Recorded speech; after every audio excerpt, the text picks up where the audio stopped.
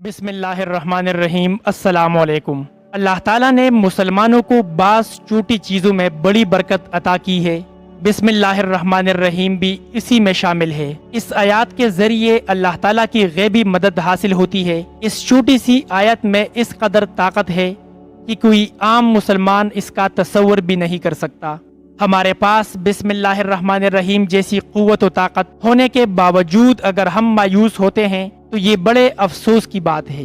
बिस्मिल्लाहिर्रहमानिर्रहीम के बड़े फ़ज़ाइल हैं।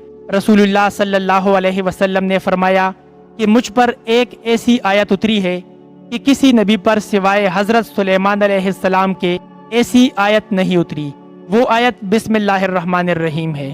हज़रत जाबिर रज़ी अल्लाहु अन्हु फरमाते हैं कि जब ये आयत उतरी, बादल मशरिक की तरफ चढ़ गए, हवाएं साकिन हो गई, समंदर ठहर गया, जानवरों ने कान लगा लिए, शयातीन पर आसमान से शोले गिरे।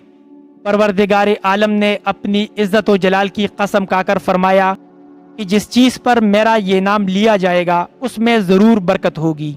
हज़रत इब्ने मसूद रज़ी अल्लाहु अन्हु फरमाते हैं कि जहन्नम के 19 दारोगों से जो बचना चाहे वो बिस्मिल्लाहिर्रहमानिर्रहीम पढ़े। इसके भी 19 हरूफ हैं।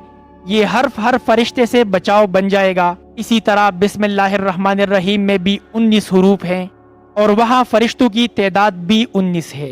मसनद अहमद में है कि आन हज़रत सल्लल्लाहु अलैहि वसल्लम की सवारी पर आपके पीछे जो सहाबी सवार थे उनका बयान है कि हुजूर सल्लल्लाहु अलैहि वसल्लम की ऊँटनी जरा फिसली तो मैंने कहा शैतान का सत्यानाश हो। आपने फरमाया ये न कहो, इससे शैतान फूलता है और ख्याल करता है कि गोया उसने अपनी कुव्वत से गिराया। हाँ, बिस्मिल्लाहिर्रहमानिर्रहीम कहने से वो मक्की की तरह जलील व पस्त हो जाता है।